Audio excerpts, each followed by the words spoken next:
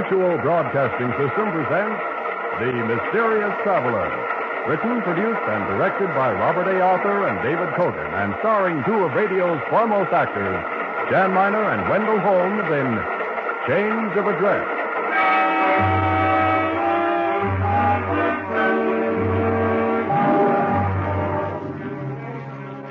This is the Mysterious Traveler, inviting you to join me on another journey into the realm of the strange and the terrifying.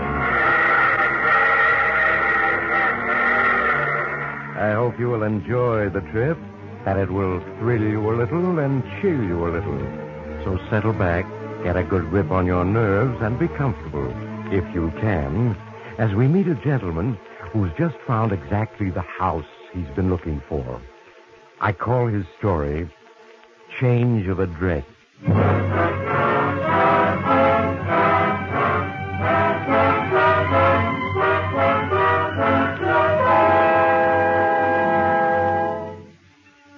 Have you ever seen a house that made you say automatically, that house was just made for a murder? Of course you have. But until now, you've never wanted to own such a house. But now your name is Andrew Hollins. You're in your 40s, and all your life you've been ultra-respectable.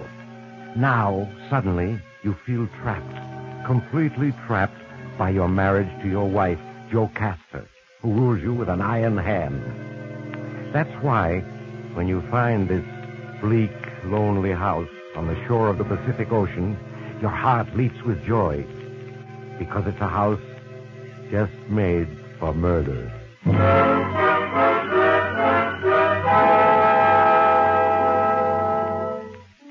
But your story really starts many weeks before that, and many thousand miles away, in another house, your ugly, uncomfortable home in Philadelphia. Andrew. Yes, Jocasta? That's your fourth cocktail. It's only the third, and they're very mild. 2 cocktails before dinner, enough for a man of your age. We must think of your health. I'm only 46. I really don't believe I have 1 foot in the grave yet. 47. And there's no use taking chances. I'm sure Dr. Stevens would back me up. Dr. Stevens be hanged. If another cocktail is taking a chance, I'll take it. All my life I've lived safely and soberly. I feel as if I'd spent 47 years in a prison cell. It's been about as exciting. There. Andrew. You're in a very strange mood.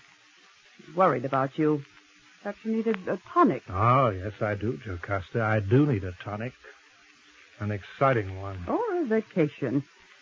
Perhaps a little change of scene. We must consult Dr. Stevens. By all means, let's consult Dr. Stevens. He's had a pill read for every emergency in the last quarter of a century.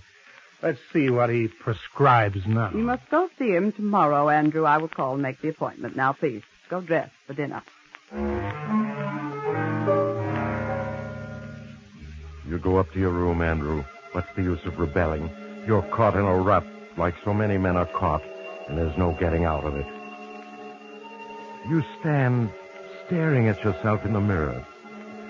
47, but well-preserved, good-looking still capable of playing a man's part in the world, if you had the chance. Then your thoughts are interrupted by a sound from the next room, Jocasta's room. You know Jocasta's downstairs telephoning. You tiptoe to the connecting door, open it quietly, and look in. You see Julie, your wife's personal maid, opening the little wall safe where Jocasta keeps her jewelry. She spins the dial back and forth in a professional manner, and the safe opens. At last, you speak. Well, Julie. Mr. Hollins. Ah, so you're more than a lady's maid, huh, Julie? You're also a thief. Oh, no, Mr. Hollins. Mrs. Hollins asked me to get out her necklace. Mrs. Hollins doesn't trust anyone with a combination to that safe. She's a very cautious woman, Julie. All right, Mr. Hollins. So she didn't ask me to get out the necklace. So I just saw the safe open, and I was closing it. There. It's shut. And you can't prove anything. You're not so smart. You should have waited till I stole something if you want to arrest me. Well, I didn't think of that. I was just wondering why you were doing it. I'm not in the mood for writing confession stories. I'll go get my things and leave. I'm quitting this job, and you can tell Mrs. Hollins anything you want. I don't much care to tell Mrs. Hollins anything. Fine and dandy, then we won't have any scenes. Goodbye, Mr. Hollins. I'm sorry for this, Julie. Sorry for you, I mean. Save your sorrow. I'm sorry for you. You're sorry for me? Why? If you don't know, it's too late to tell you. I'm going. No, wait. Yes? I mean, I want to talk to you, Julie. Not now. Later. Oh? About what? I don't know. I just want to talk to you. All right, Mr. Hollins. Meet me tomorrow. About 5? The cocktail lounge at the Midtown Hotel.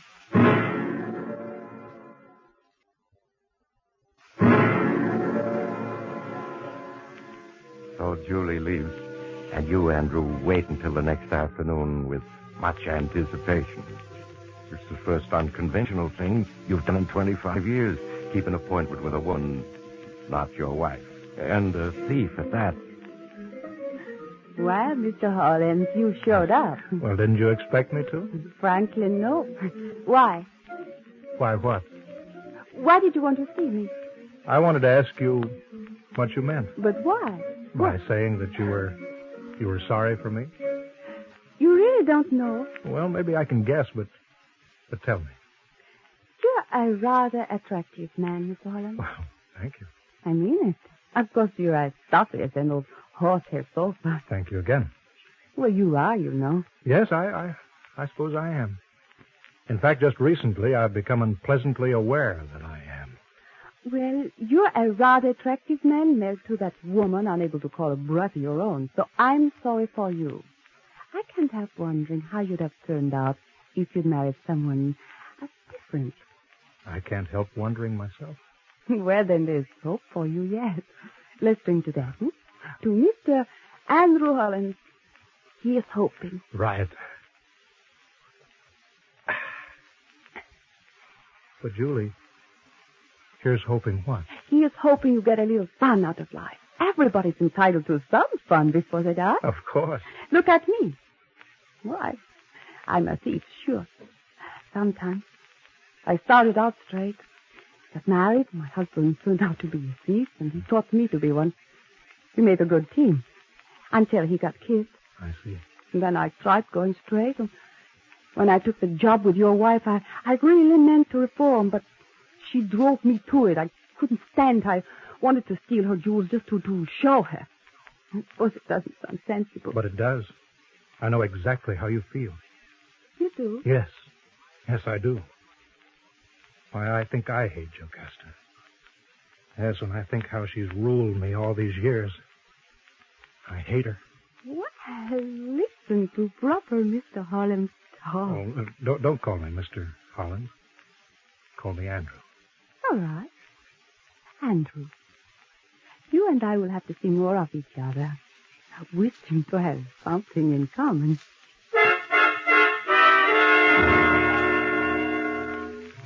And you do see more of each other, Andrew. Julie is a very good-looking woman. You're attracted to her. Very strongly attracted to her. You meet several times, and Jocasta suspects nothing. Andrew. Andrew. Huh? Oh, yes, Jocasta. You're very absent-minded these days. Really? I hadn't noticed. I'm worried about you. The tonic Dr. Stevens prescribed doesn't seem to be doing much good. Doesn't it, my dear? I'm going to consult him about you. At your age, we must take no chances. Of course not. No chances. We must never take any chances, Jocasta. Not about anything. I don't understand what you mean. It's not sensible to take chances. Of course not. Everybody knows that. Well, you're talking queerly, too. Yes, I'm certainly going to consult Dr. Stevens. You hear her go to the phone to call the doctor, Andrew, and you're elated because you've been making a plan, and the plan is working.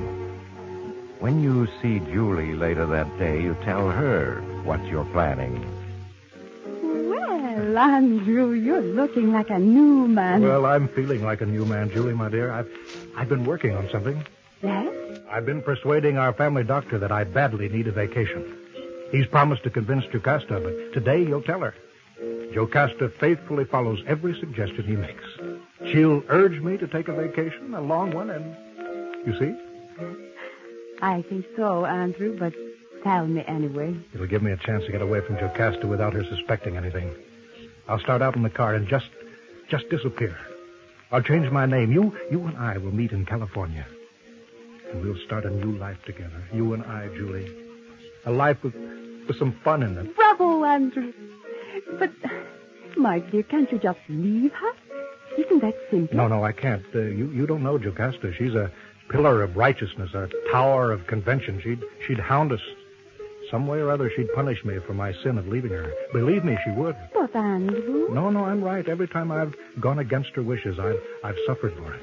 She's a devil, that woman, beneath all her prim conventionality. My only hope is to slip away from her before she knows that I've escaped. Well, Andrew, if you're sure... Yes, I'm sure. The only question is, will you do it? Join me, I mean. Take up a new life with me? Yes. Yes, Andrew. Yes, I will.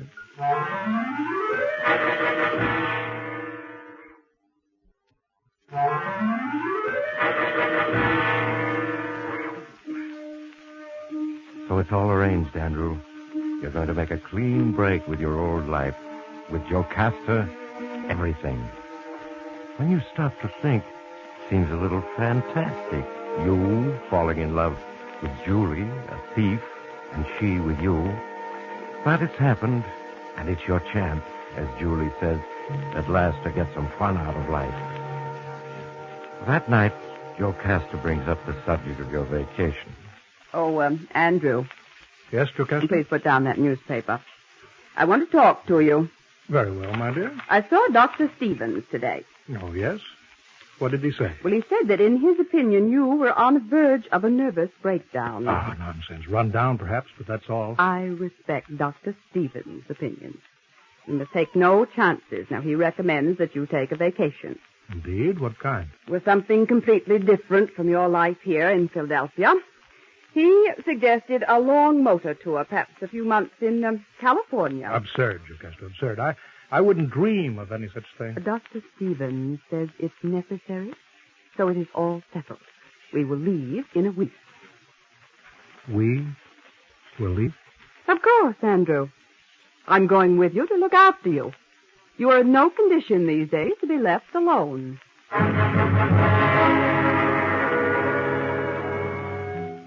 So your plan has backfired, Andrew. Jocasta's going with you. That completely ruins everything, doesn't it? You can't talk her out of it. Your hatred for her becomes a consuming fury as you tell Julie what has happened. I tell you, Julie, that woman is a devil, a fiend. She's going with me to look after me, she says. I could strangle her. Andrew, listen to me. Just look out on her. Make a clean break. She won't be able to do a thing. She will, I tell you. You don't know her. She's capable of anything. She'd ruin our lives somehow. All legally and respectably. She really has you beaten, hasn't she? Then there's nothing we can do. I guess we just better forget the whole thing, Andrew. No, I'll think of something. I won't let her beat me. Not if I have to kill her to prevent it.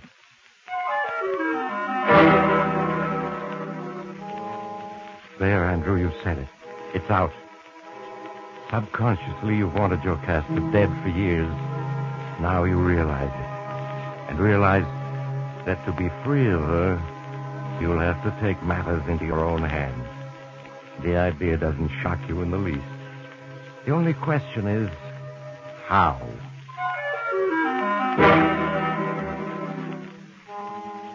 You don't know how, but you're determined to find a way. You arrange with Julie to go to San Francisco and wait to hear from you. Then you and Jocasta start out by car. You drive across the country, wondering every hour how you can kill Jocasta and get away with it. You reach California. You're desperate. Your hatred for Jocasta is almost too much to conceal. Then you find it. Mr. Smalley, the real estate agent from the tiny seacoast town of Port Oro, shows it to you. The house. The house that was made for murder. There it is, folks. There it is. The house I was telling you about. Villa Vista. Isolated, an ocean view, a beach of your own, quiet, seclusion, sea air. Just the thing the doctor ordered. And so the little real estate agent shows you through the house, Andrew. First, the cellar. See, folks, you have a real cellar and a real furnace. Anytime it gets a little chilly, I just light up a fire, and there you are, snug and warm. Cellar has dirt floor. Damp, too. Very unhealthy. Then the first floor, and finally the second floor. Then Mr. Smalley waits for your decision. My answer is no, Andrew. Positively no. Now, this house is not made to be lived in. Why, it's only fit for a murder. You look at her, startled, Andrew. Has she guessed your thought? It is an ideal house for a murder. Her murder. But no, she's merely using a figure of speech. You relax. Oh, really, my dear, you're being too harsh. I find the atmosphere here very peaceful, and Dr. Stevens did say a few months of peace and quiet would do wonders for me. Yes, he did. And a little paint and polish will make this house really quite livable. Will the owner fix it up, Mr. Smalley? Afraid not, Mr. Holland. Afraid not. Name's Wilson. Lives in Seattle. Won't spend a cent on the place. Has unhappy memories for him. Indeed. In what way? Retired, came down here to live. His wife left him. Walked out. Went back to her folks in Texas. Well, shall we draw up a lease? So it's done, Andrew. Jocasta gives in when you remind her of Dr. Stevens' advice, and you sign a 6-month lease. You're not sure how you're going to do it yet, but you know that here in the utter seclusion of this house, you'll hit upon a way to be rid of Jocasta yet. You move in, but your wife keeps grumbling about the place. Really, Andrew, this house, there's something wrong with it. I know there is. Andrew, you're not listening. Put down that paper. Oh, yes, Jocasta? I said there's something wrong with the atmosphere of this house. I can feel it. Oh, now, Pet, you're just prejudiced against the house. It's a perfectly good house. Needs a little fixing, that's all. It's damp and it's cold. I suggest you start a fire in that precious furnace the real estate agent made so much of. So you go down to the cellar, Andrew, and start a fire. Then you look around. It comes to you. Complete, the whole plan. It's as if the house itself suggested the idea to you. You find a rusty pickaxe in the corner. You start digging a hole behind the furnace.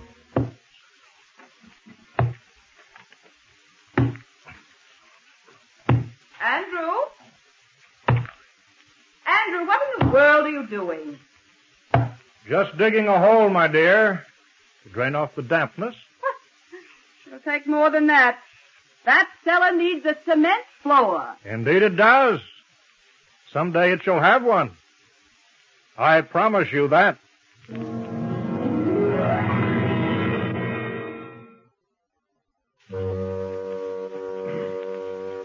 Now you're all set, Andrew. You can just buy the house. You'll be free of Jocasta forever. Free of this woman who's controlled your every movement for years. You wait impatiently for word from Mr. Smalley. Andrew, what in the world is wrong with you? Why, you've been nervous as a cat lately. Oh, nonsense, my dear. I'm fine. You are not, and it's this house. It's made your nerves worse, and we're leaving it very soon. I'm afraid we can't. We have a 6-month lease. And I say we will leave. I've started the machinery in motion. What do you mean, machinery? I've made a discovery, Andrew. A significant discovery. What discovery? I shan't tell you. You just poo-poo it. The way all you men are. Nevertheless, we will shortly be leaving this house, both of us. But I don't wish to leave. I like it here. No, that may be. I say we will leave. I will see to it. As soon as I... Oh, telephone. I'll answer it. Hello. This is Mr. Smalley. Is Mr. Hollins there? Yes, he's here. For you. That real estate agent.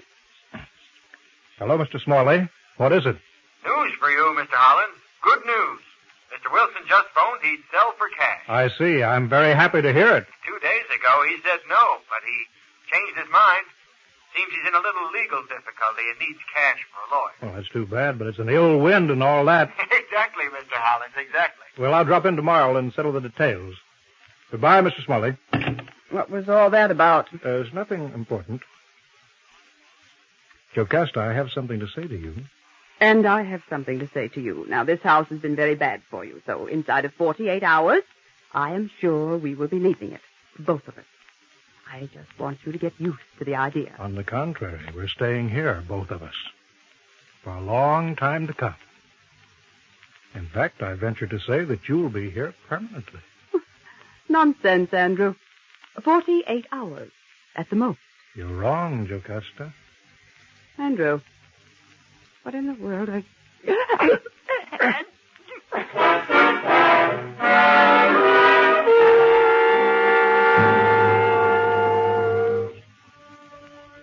It's over, Andrew. It's finished. Jocasta is dead. You've killed her.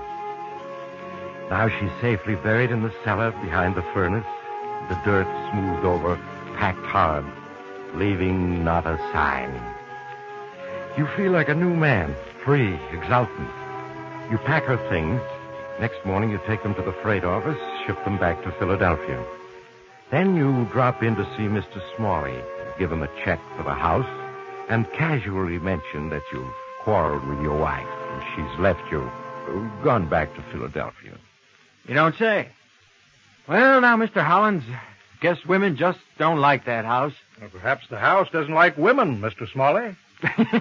Perhaps the house doesn't like women. Very apt, Mr. Hollins, very apt.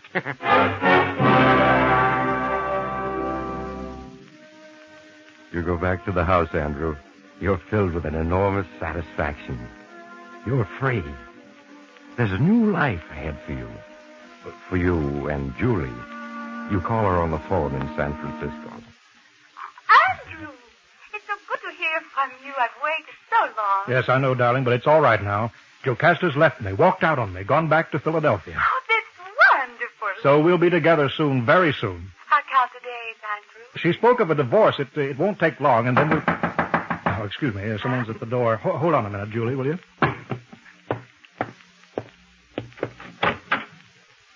Yes? Mr. Hollins? Yes, I'm Mr. Holland. Well, I'm Sheriff Bigby. Miss Hollins in? Why, no, she isn't. Mind if I come in? Why, no. Of course not. Thanks.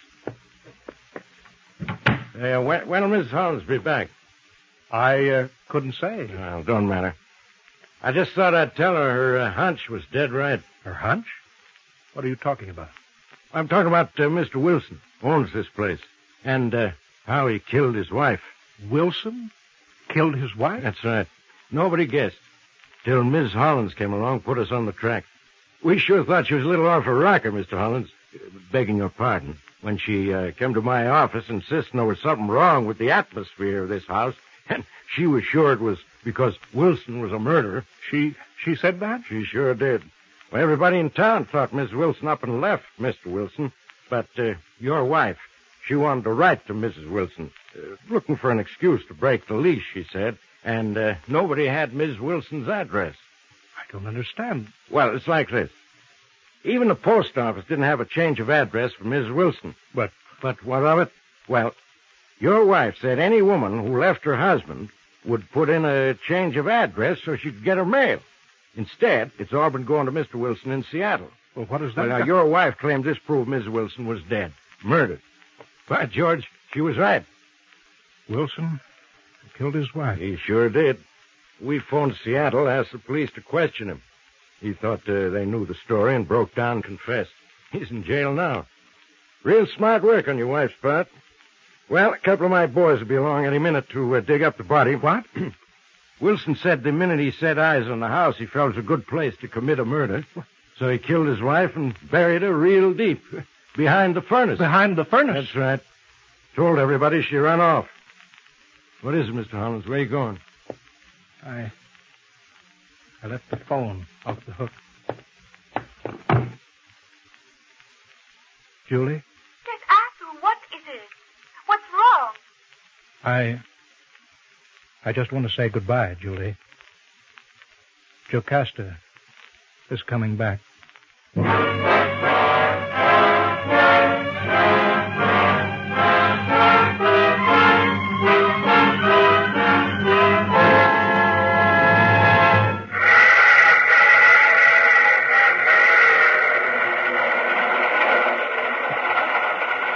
This is the mysterious traveler again. Poor Andrew. Even in death, Jocasta had him under her thumb. Yes, they both left the house inside 48 hours, just as she had sworn. That's the trouble with a house just built for a murder. Too many people may have the same idea. So, if you're ever tempted to dig a grave in your cellar, make sure no one else had the idea first, or you may get into trouble. In fact, it might be better to just forget the whole thing and... Oh, you have to get off here. I'm sorry. But I'm sure we'll meet again. I take this same train every week at this same time.